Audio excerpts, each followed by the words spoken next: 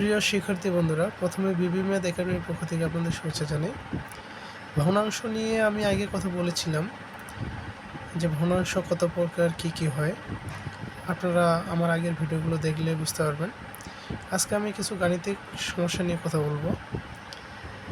সেই গাণিতিক সমস্যার মধ্যে রয়েছে যে দশমিক ভগ্নাংশ থেকে কীভাবে সাধারণ ভগ্নাংশে রূপান্তর করা যায়, বা পৌনঃপুনিক ভগ্নাংশ থেকে সাধারণ কিংবা কয়েকটি সাধারণ ভগ্নাংশের মধ্যে থেকে কীভাবে ছোটো বড়ো ভগ্নাংশ নির্ণয় করা যায়, বা ছোটো বড়ো সংখ্যা কীভাবে নির্ণয় করা হয়।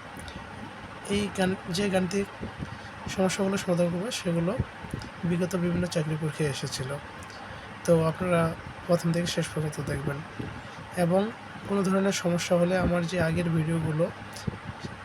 ভিডিওগুলোতে খুব সুন্দরভাবে বোঝানো রয়েছে, অনেক কিছুই বোঝানো রয়েছে, সেগুলো আপনারা দেখতে পারেন। এখানে প্রথম যে কোশ্চেন সেটা বলছে কি 0.25কে সাধারণ ভগ্নাংশে রূপান্তর করলে নিচে কোনটি উত্তর হবে। 0.25, তাই না?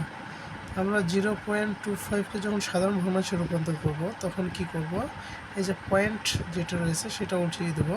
উঠিয়ে দিলে কি হবে, এর নিচে অর্থাৎ হরের জায়গায় কি হবে, পয়েন্টের জন্য হবে 1, পয়েন্টের পর কয়টা ডিজিট রয়েছে এখানে 2টি, এই জন্য হবে 2টি 0। তাহলে উপরে কি দাঁড়ায় 25/100। এটাকে আমরা কীভাবে ভাগ করতে পারি, 25কে 25, 4 25 100, তাহলে কি 1/4। এটা কী হলো, এই যে দশমিক ভগ্নাংশ, এই যে দশমিক ভগ্নাংশ থেকে কী হলো, সাধারণ ভগ্নাংশে রূপান্তর হলো, অতএব উত্তর 1.4। আচ্ছা, নেক্সট কোশ্চেনে যাই। নেক্সট কোশ্চেনে কী বলা আছে যে 2.3কে সাধারণ ভগ্নাংশে রূপান্তর করতে হবে। ঠিক একইভাবে আমরা কী লিখতে পারি, 2.3, 2.3 পয়েন্ট উঠিয়ে দিলে কী হয়, পয়েন্টের জন্য 1, আর এখানে কি 3, একটি ডিজিট, তাই না? এই জন্য কী হবে 0, তাহলে কি 23/10। তাহলে এখানে উত্তর হচ্ছে কোনটা, এটা। আমরা পরবর্তী কোশ্চেনে যাই। এখানে কি দেওয়া আছে, একটা পৌনঃপুনিক ভগ্নাংশ দেওয়া রয়েছে, এটাকে আমরা সাধারণ ভগ্নাংশে রূপান্তর করব। আমরা জানি যখন কোনো পৌনঃপুনিক ভগ্নাংশকে সাধারণ ভগ্নাংশে রূপান্তর করব, তখন আমরা দেখব এখানে, আচ্ছা পয়েন্টের আগে কোনো ডিজিট আছে, কোনো ডিজিট নেই, তাই না? কোনো ডিজিট নেই। তাহলে আমরা কি করব, এখানে কি আছে 24 আছে, তাই না? প্রথমে লিখব 24 মাইনাস, ডিজিট কি আছে 2 4, সামনে কোনো কিছু আছে, কোনো কিছু নেই, তাহলে কি হবে 24 মাইনাস 0। আচ্ছা, কয়টির উপর পৌনঃপুনিক বিন্দু রয়েছে, 2টির উপর, তাই না? 2টির উপর হওয়ার জন্য কি 99 বসবে, ঠিক আছে? তাহলে এখানে আমরা কি লিখতে পারি, 24/99। এটা কি ভাগ করা যায়, তাই না? কীভাবে ভাগ করা যায়, 3 8 24, এটা কি 3 33 99, আমরা কি 8/33। দেখি এখানে কি রয়েছে অপশন, এটা হলো কি অ্যান্সার। আচ্ছা, আরেকটা অঙ্ক দেখি। এখানে কি বলছে 0.47, এটা কি পৌনঃপুনিক বিন্দু, তাই না? এত সাধারণ ভগ্নাংশে রূপান্তর করব, তাহলে আমরা এটাকে কি লিখতে পারি, 47 মাইনাস কি লিখব। আচ্ছা, এই যে পৌনঃপুনিক বিন্দু ব্যতীত কয়টি ডিজিট রয়েছে, একটি, তাই না? যে ডিজিটটা থাকবে সেটা এই দিকেও যদি থাকে তাহলে এই দিকেরটাও নিতে হবে, আর যদি পয়েন্টের পরেও থাকে তাহলে পয়েন্টের পরেরটাও নিতে হবে। এটা কি হবে, এখান থেকে যে 47 থেকে কি হবে, বিয়োগ হবে, 47 মাইনাস 4 ডিভাইডেড কয়টির উপর পৌনঃপুনিক বিন্দু রয়েছে, একটির উপর, এই জন্য কি 9, আর এই পয়েন্টের উপর কয়টি ডিজিট রয়েছে, একটির জন্য কী হবে 0, ঠিক আছে? আগেরটা দেখি, এখানে এই যে পয়েন্টের পর কয়টি ছিল, 2টি ডিজিট ছিল, এই জন্য কী লিখছে 99, তাই না? কিন্তু নিচে 0 দিয়ে নেই, এর কারণ হচ্ছে কি পয়েন্টের পরে আর অন্য কোনো ডিজিট ছিল যেটা কোনো বিন্দু ছিল না, এই জন্য আমরা এখানে 0 দিয়ে নিই। কিন্তু এটাতে দেখেন এই যে 47 মাইনাস কি, এখানে কি ছিল না, এখানে কি, এখানে যে পৌনঃপুনিক বিন্দু ব্যতীত অন্য কোনো ডিজিট ছিল না, এই জন্য কি এখানে 0 নিয়েছিলাম, তাই না? আর এখানে কি নিয়েছি 47, এটা কি পূর্ণ সংখ্যা আকারে লিখতে হবে, মাইনাস এখানে পৌনঃপুনিক বিন্দুর ব্যতীত একটা ডিজিট রয়েছে 4, এটা কী হবে? বিয়োগ হবে। আর একটার উপর যেহেতু রয়েছে পৌনঃপুনিক বিন্দু, তাই একটা 9। আর এখানে পৌনঃপুনিক বিন্দু ব্যতীত কয়টি ডিজিট রয়েছে? একটি, এই জন্য একটা 0। তাহলে আমরা এখন বিয়োগ করব, কি আসে 3 4 ডিভাইডেড কত? 90। তাহলে হচ্ছে কত? 90 আসলো, তাই না? এই যে অ্যান্সার 43 ডিভাইডেড 90। আমরা আরেকটা অঙ্কে দেখি।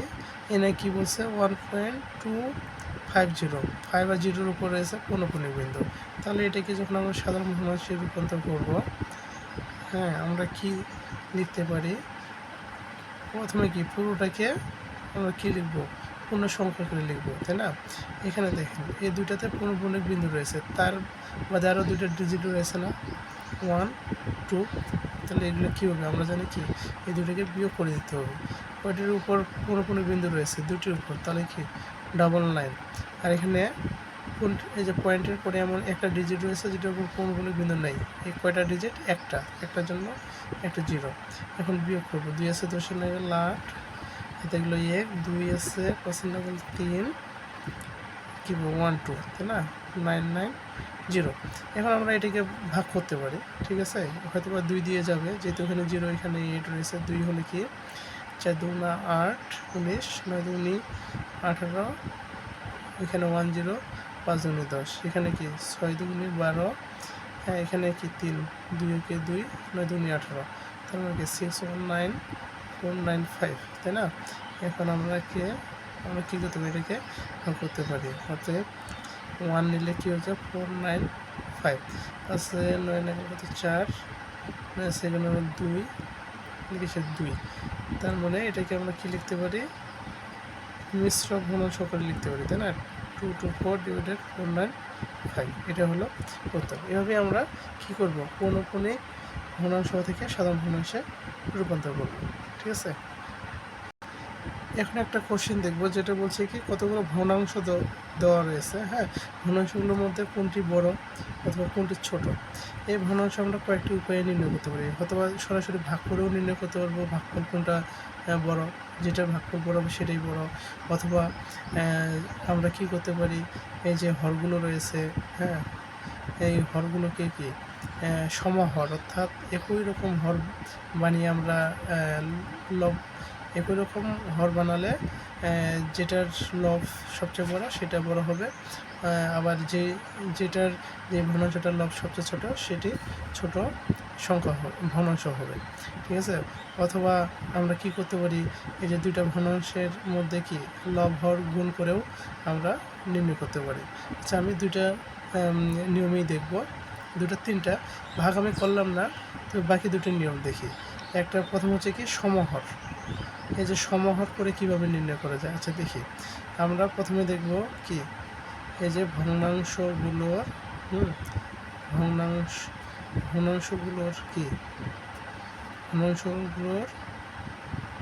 হ্যাঁ হরের কি লসগু নির্ণয় করি। যে কি এই যে হরগুলোর যে ভগ্নাংশগুলোর হরের লসগু যদি করা হয়, যে হরে বলতে হরগুলোর আর কি, ঠিক আছে? হ্যাঁ, হরগুলোর লসগু নির্ণয় করি কি 5 3 5 3, তাই না? এখানেও গুণনীয়কগুলো নির্ণয় করি। প্রথমে হচ্ছে কি 3 যদি নিই, এখানে 5 1, এখানে 5 কি 5 1, তাই না? এখানে যদি 5 নিয়ে কি হয় 1 1 1 1। অতএব এখানে কি হচ্ছে? লসগু কি নির্ণয় হচ্ছে 3 গুণন 5 সমান কি 15। তার মানে কি এখানে যে হরগুলো রয়েছে এই হরগুলোকে আমরা কি সমহর বানাতে গেলে এই প্রত্যেকটা হরকে 15 বানাতে হবে। 15 কীভাবে বানাতে পারবো? দেখি 3/5, না, এটাকে যদি আমরা 3 দিয়ে গুণ করি, কি 3 5 15, হর 15 হলো না? এখানে এই হরকে 3 দিয়ে গুণ করলে লবকেও 3 দিয়ে গুণ করতে হবে, তাহলে এটা হচ্ছে কত 9। একইভাবে আমরা পরেরটাও নির্ণয় করব। এখানে কি এখানে আছে 3, যদি আমরা 5 নিই তাহলে কি হয় 3 5 15, তাই না? হর 15 হলো। হ্যাঁ, এই লসাগুর সমান হরগুলোকে বানাবো। তাহলে কি এখানে আবার কি 5 নিতে হবে, 4×4 20। আবার যদি নেওয়া হয় 2/5, হ্যাঁ এটার হরকে আমরা কি 15 বানাবো, তাহলে কি 3 গুণ দিতে হবে, তাই না? তাহলে কি 3×5=15 হয়, তাহলে উপরটাকে আবার 3 দিয়ে গুণ করতে হবে, 3 দুগুণে তো 6। আবার এটা দেখি 1/3, তাই না? নিচেটাকে যদি আমরা 5 দিয়ে গুণ করি তাহলে কি হরটা 3×5=15 হয়, তাহলে উপরটাকেও 5 দিয়ে গুণ করতে হবে, কত 5। তাহলে এখানে দেখেন এখানে প্রত্যেকটা কি হরগুলো কি সমান, তাই না? তাহলে এখন আমরা দেখব হরগুলো যদি সমান হয় তাহলে আমাদের দেখতে হবে কোনটার লব সবচেয়ে বড়। এই যে এটার লব কি সবচেয়ে বড়, তাই না? তার মানে কি এটা হবে সবচেয়ে বড় ভগ্নাংশ। আচ্ছা, তারপরে কোনটা লব বড়, এটা 9, তাই না? তার মানে 3/5। তার মানে কি তারপরে এটা হবে সবচেয়ে বড়, তারপরে বড় হবে 3/5। এই 20-এর পর 9, 9-এর পর কোনটা বড়, 6। তার মানে কি তার তার এটার পরে বড় হবে কোনটা, 2.5। হ্যাঁ, তার একবারে সবচেয়ে ছোট হচ্ছে কি তাহলে 1/3। তাহলে এখান থেকে আমরা নির্ণয় করতে সবচেয়ে বড় সংখ্যা হচ্ছে এটা আর সবচেয়ে ছোট হচ্ছে এটা, তাই না? আচ্ছা, আমরা যদি এটা ভাগ করেও তো দেখতে পাবো, তাই না?